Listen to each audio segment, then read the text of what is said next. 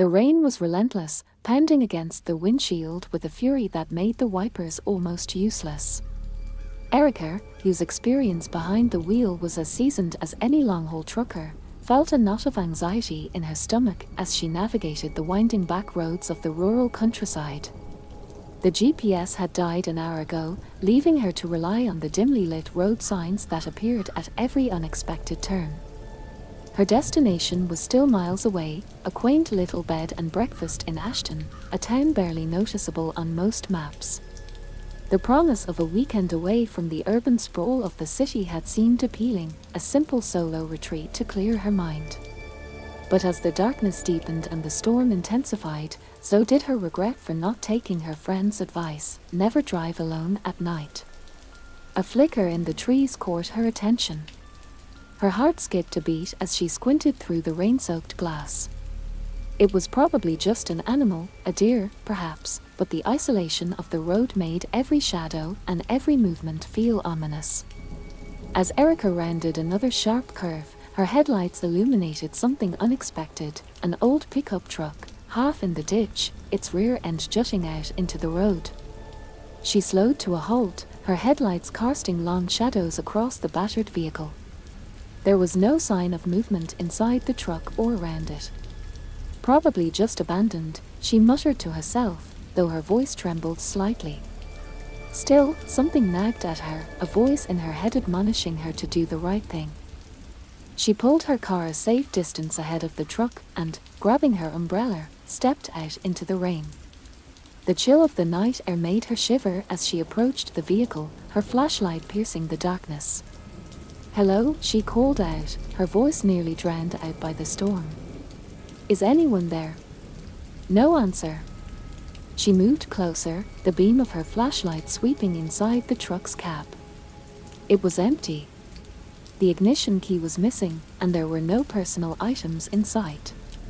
Just as she turned to leave, a glint of something under the driver's seat caught her eye. Bending down, she reached under the seat and pulled out a small, metallic object. It was a keychain, adorned with a single key and a tiny, engraved charm that read Ashton. A sudden gust of wind slammed her umbrella shut, and Erica jumped back, her heart racing. She scanned the surrounding woods, the feeling of being watched growing stronger. The trees seemed to sway with a sinister, rhythmic motion, whispering secrets in a language she could not understand. "Enough of this," she whispered, clutching the keychain tightly in her hand. She hurried back to her car, the sense of urgency propelling her forward. As she started the engine and pulled away, her headlights caught a figure standing at the edge of the woods, a pale, gaunt figure, watching her.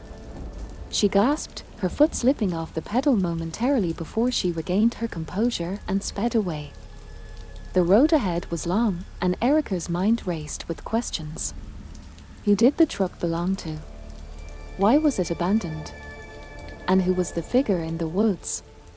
The storm showed no signs of abating as she drove on, the wipers flailing against the relentless downpour. Every few miles, she glanced in her rearview mirror, half expecting to see that same gaunt figure emerging from the darkness. Her destination was still some distance away, and as she drove, the woods seemed to close in around her. The road became narrower, the turns sharper, and a creeping fog began to rise from the ground, enveloping her car in a ghostly embrace. Ashton was getting closer, according to the last road sign she passed, but so was the night, and with it, the shadows that danced at the edge of her vision. Erica's grip on the steering wheel tightened. She couldn't shake the feeling that the night, and the road itself, held more terrors than she had imagined. And somewhere, in the depths of the forest, eyes watched her pass, their gaze as cold and relentless as the rain. As Erica's car cut through the thickening fog, the sensation of isolation deepened. The woods seemed to press closer, their dark forms blurring into the night, creating a tunnel of shadows that seemed to swallow the road ahead. Every now and then, a break in the trees would reveal the stormy sky above, the moon obscured behind roiling clouds that lit intermittently with silent flashes of distant lightning. Her mind replayed the image of the figure at the edge of the woods. Its features had been indistinct, but the feeling it evoked, a chilling mix of dread and curiosity, clung to her like the damp cold of the night. She wondered if perhaps it had been her imagination, a trick of the light and shadow, but the fear that gripped her heart felt all too real. The road wound its way through the countryside, with few signs of civilization in sight. Erica's only guide was the occasional flicker of a road sign, weathered and moss-covered, pointing towards Ashton. Each mile seemed to drag on endlessly, and with each mile, her unease grew. Suddenly, the radio, which had been set to a static-filled silence, crackled to life. Erica jumped, her hands tightening on the wheel. A voice, soft and whispering, emanated from the speakers, barely audible over the sound of the storm. "Don't look back, don't look back." The voice was eerie, disembodied, and seemed not to belong to any specific person. Erica's heart pounded in her chest as she reached to turn off the radio, but before she could, the voice stopped as abruptly as it had started. The sudden silence felt even more oppressive, and now, every sound seemed amplified: the slap of the wipers, the hum of the tires on wet asphalt, her own shallow breathing. Trying to calm herself, Erica focused on the road ahead.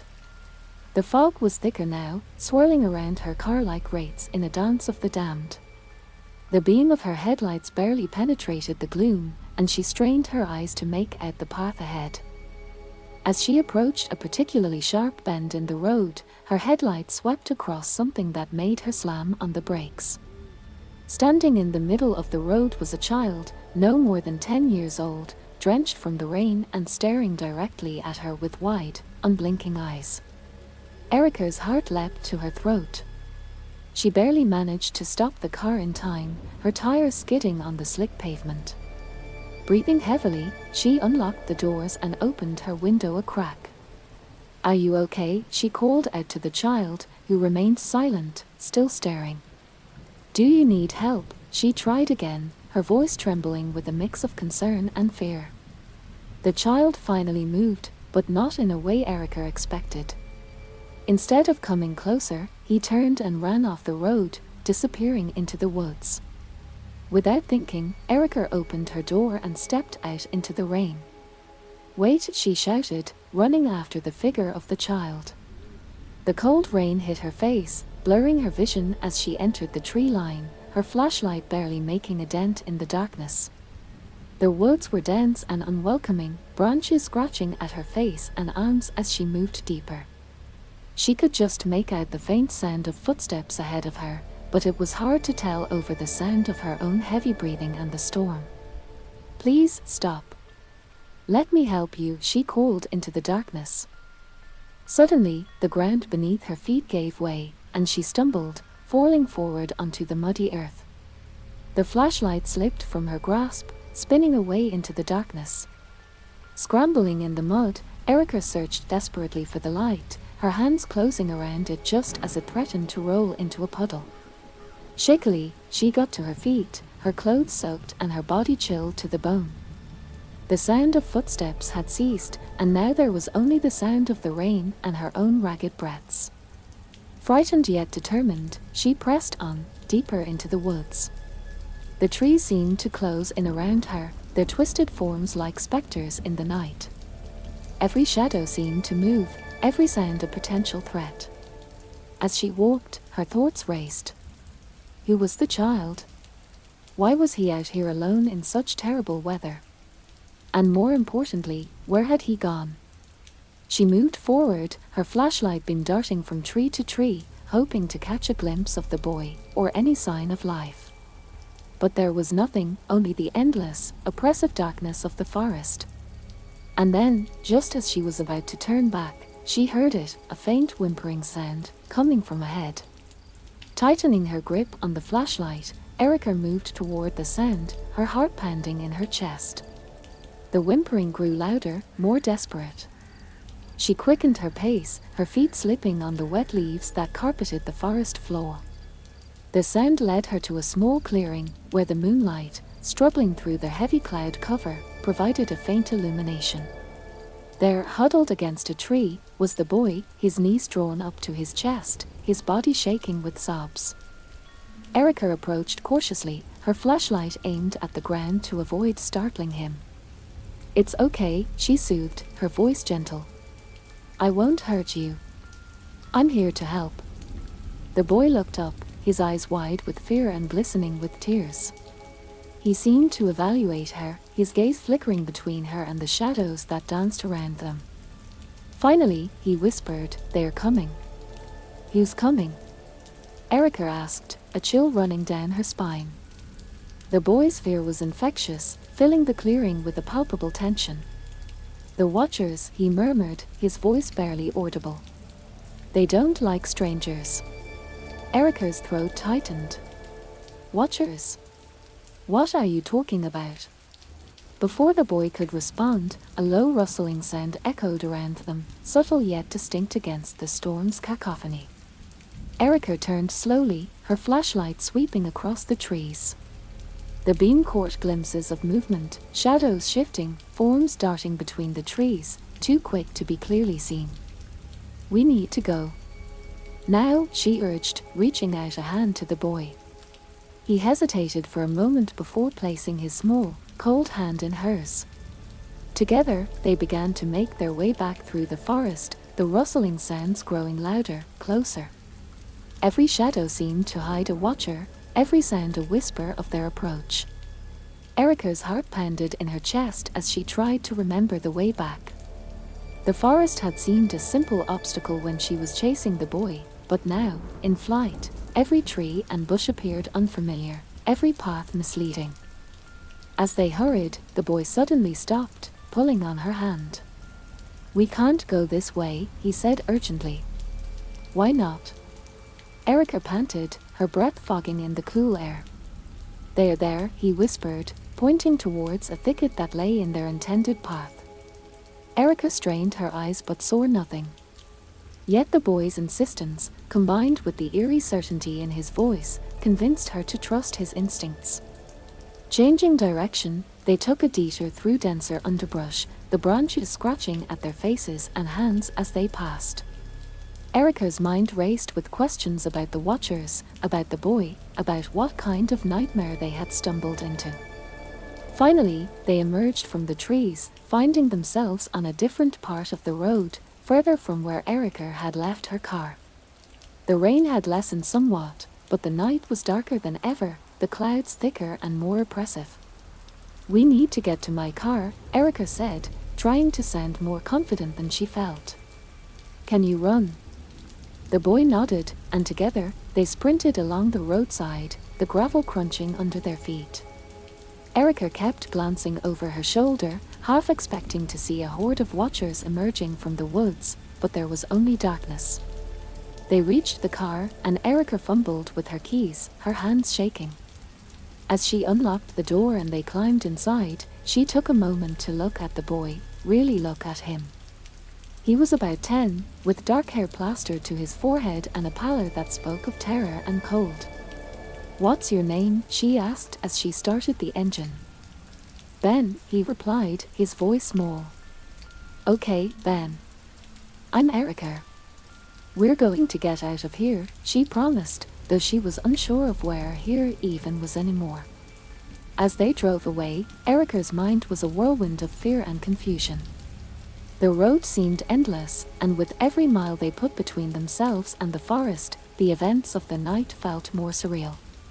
But the presence of Ben, quiet and contemplative beside her, was a constant reminder of the reality of their situation. The road ahead was shrouded in mist, and the darkness seemed to press closer than before, as if trying to push them back towards the woods. Erica kept her eyes on the road, her hands gripping the steering wheel tightly, but she could feel Ben's eyes on her, wide and unblinking. "They never let anyone leave," he said suddenly, his voice a whisper that cut through the silence of the car. Erica's heart skipped a beat. "Who, Ben? Who doesn't let anyone leave?" "The Watchers," he replied, his voice trembling. "Once they see you, they never forget." A chill ran down Erica's spine as she processed his words. The road stretched on before them, its end hidden by the thick fog and darkness. She knew then that their escape was far from assured. Erica gripped the steering wheel tighter, her knuckles white with tension. The road before them twisted and turned, each bend presenting an unknown that made her heart race with apprehension. Ben remained silent beside her, his small frame rigid with fear. His earlier words echoed in her mind, haunting her thoughts. Once they see you, they never forget. The phrase sent shivers down her spine, painting their bleak situation with a stroke of dark inevitability. As they drove further, the fog seemed to thicken, swallowing the weak beams of the car's headlights. Erica leaned forward, peering through the windshield, trying to make out more than just a few feet ahead. Suddenly, Ben's hand shot out, pointing towards a faint light in the distance. "Look," he exclaimed, his voice breaking the tense silence. Erica squinted, making out what seemed to be a dimly lit building just off the roadside. Desperation clawed at her, urging her to consider it a sanctuary, a place to catch their breath and perhaps seek help. With little hesitation, she steered the car toward the light. As they approached, the outline of an old service station emerged from the mist. It was an anachronistic sight, its architecture a throwback to a bygone era.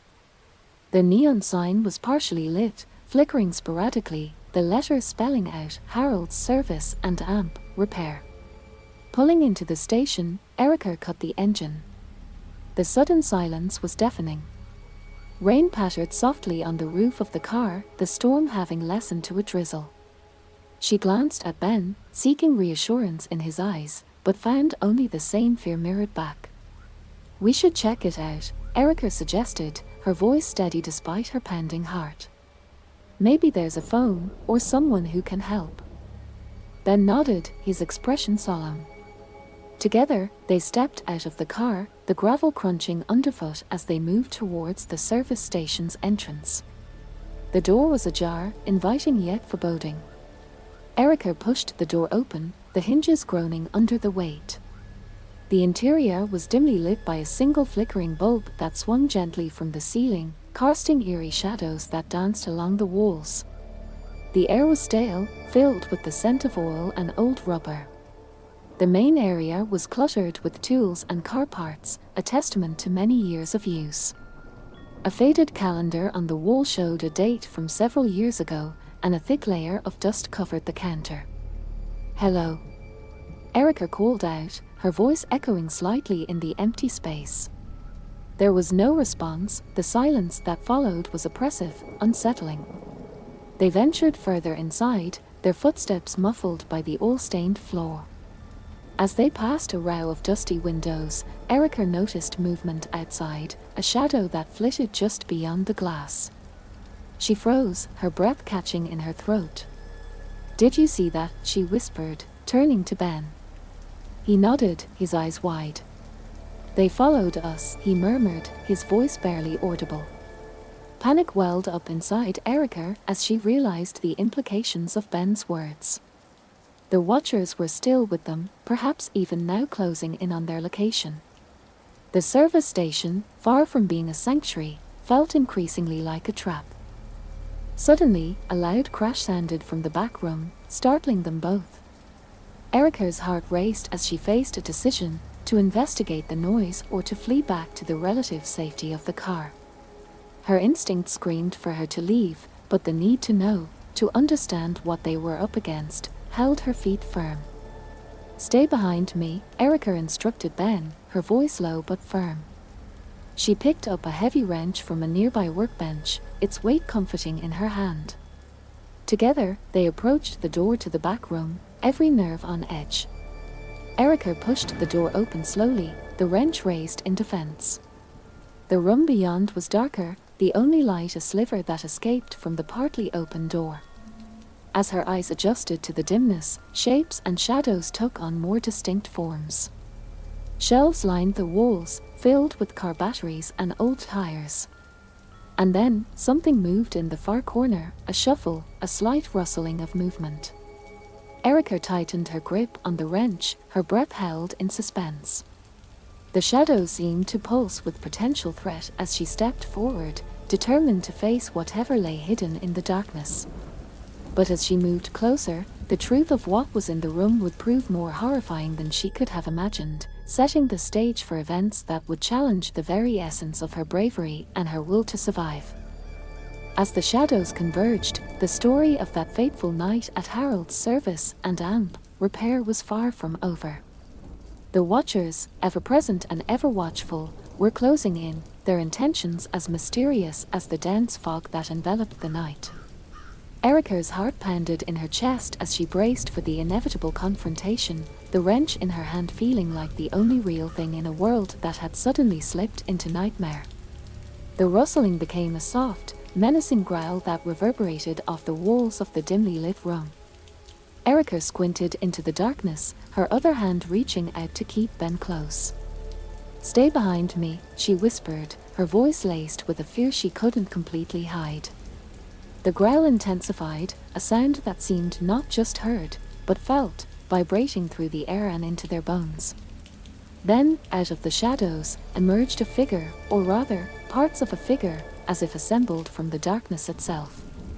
It was human in shape, but grotesquely distorted, limbs too long and angles too sharp.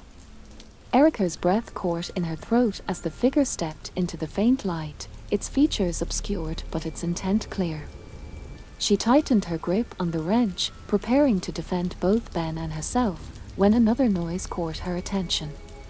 It was a scraping sound, coming from the other side of the room, adding a new layer of threat to their already desperate situation.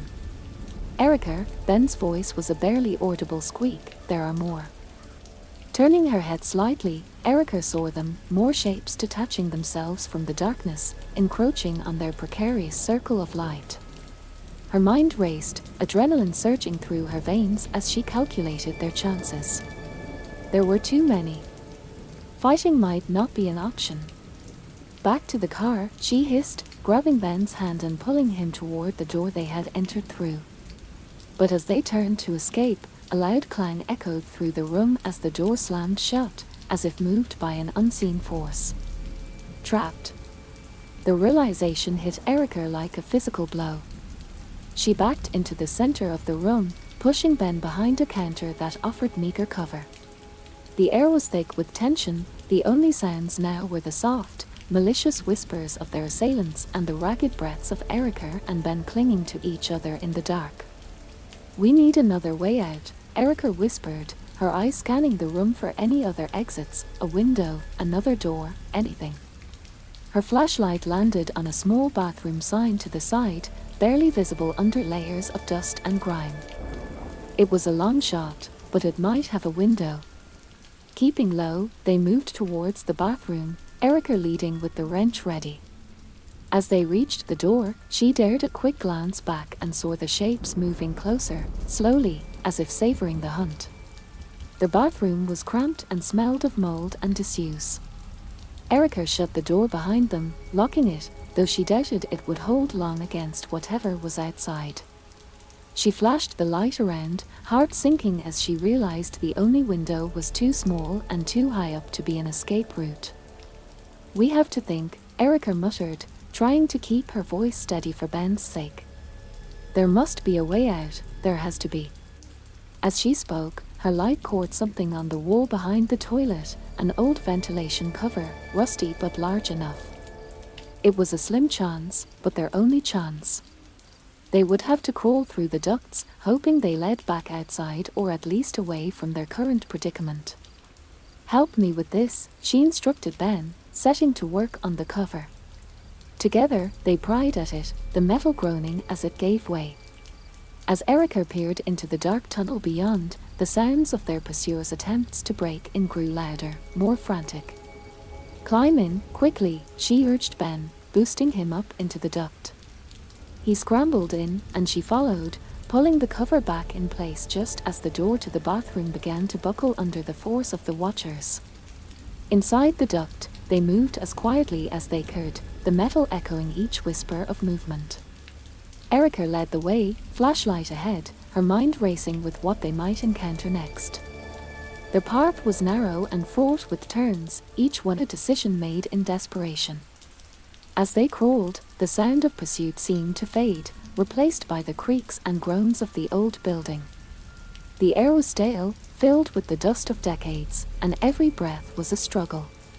But ahead, Erica saw a faint glimmer of hope, an outline of light, where the duct opened up. They pushed forward, muscles aching, lungs burning, until they reached the end of the tunnel. It opened into the night air high up on the side of the service station. Below them, the ground seemed impossibly far away, but it was their only way out. They would have to risk the fall. Erica looked at Ben, his face pale in the beam of her flashlight, his eyes reflecting both fear and determination. "We can do this," she whispered, more to bolster her own courage than his. "On my count, we jump." Ben nodded, gripping her hand tightly. They edged forward until they were just shy of the duct's opening, the cool night air brushing against their faces, a stark contrast to the stifling confines they had just navigated. 1, 2, 3. Erica counted aloud, and together, they pushed off from the edge, tumbling out into the darkness. They landed heavily on the damp grass below, the impact sending a jolt of pain through Erica's ankles and knees. Groaning, she scrambled to her feet, helping Ben up. They couldn't afford to linger, the sound of their escape had surely alerted their pursuers. "Come on, we need to move," Erica urged, pulling Ben along as they ran around the building towards where the car was parked. Her heart hammered in her chest, each beat a loud echo in her ears as they sprinted back to the safety of the vehicle. As they approached the car, Erica fumbled with the keys, her hands shaking. The night seemed eerily silent now, the earlier threats momentarily abated. She unlocked the car, pushed Ben inside, and slammed the door shut behind them. Without wasting another second, she started the engine and pulled away from the service station, the tires crunching on the gravel as they sped off into the night. Erica's mind raced with what had just occurred, trying to process the nightmare they had survived. But there was no time to reflect, not yet. As they drove, the road unwound before them, shrouded in fog and darkness. Erica's eyes were vigilant, scanning the shadows that seemed to cling to the roadside, half expecting more figures to emerge. Ben was quiet beside her, his small frame curled up in the seat, his eyes closed. Whether from exhaustion or fear, Erica couldn't tell. She reached over and squeezed his hand gently, reassured by the warmth of his skin against hers. They were safe, at least for the moment. But as they continued to drive, the uneasy feeling that had gripped Erica since the start of their journey did not abate. It lingered, a persistent whisper that they were not yet clear of danger. The road was long, and the night was deep. Glancing in the rearview mirror, Erica's breath caught in her throat. The road behind them was empty, the service station now just a part of the dark landscape they had left behind. But the sense of being watched, of being followed, persisted. "We're not out of this yet, Ben," she murmured, more to herself than to him. "We need to keep moving." The car's headlights cut through the darkness, the road ahead unwinding like a dark ribbon. What lay at the end of that road, Erica couldn't be sure. But she knew they had to find out. They had to keep driving, keep escaping whatever horrors lurked in the shadows. And somewhere, in the depths of the night, the watchers might still be waiting, their eyes never forgetting those who had crossed their path. As dawn began to break, the first light of morning filtering through the trees, Erica felt a momentary peace. But the road ahead was still shrouded in uncertainty, the story of their nightmarish escape far from over. As the first light of dawn tinged the horizon with a pale grey, Erica kept driving, her eyes fixed on the seemingly endless road ahead. Beside her, Ben stirred, his sleep troubled by the shadows of the night they had escaped. The silence in the car was heavy, filled with the weight of unasked questions and unsaid fears. They had been driving for hours since leaving the old service station, the landscape slowly shifting from dense forest to open countryside. Erica's mind was a whirlwind of thoughts, trying to piece together the surreal events of the night. Who were the watchers? What did they want? And why did they seem bound to the shadows, haunting the unwary travelers who crossed their path? As the sun rose higher, casting long shadows across the road, Erica spotted a small diner up ahead. It looked quaint, a relic from another time, with a flickering neon sign that read Jenny's Place. The sight of it sparked a glimmer of hope in her chest. Perhaps here, in the light of day, they could find some answers, or at least a momentary respite. Pulling into the parking lot, Erica cut the engine and turned to Ben, who looked back at her with wide, uncertain eyes. "Let's get something to eat and figure out what to do next," she said, trying to infuse her voice with more confidence than she felt. They entered the diner, the bell above the door jingling softly. The inside was warm and inviting, a stark contrast to the cold dawn outside. A few locals glanced up from their meals, curiosity playing on their faces, but returned to their conversations as Erica and Ben took a seat at a corner booth. A middle-aged waitress approached, her smile kind and welcoming. "Morning, folks. What can I get you?" she asked, pulling out a notepad.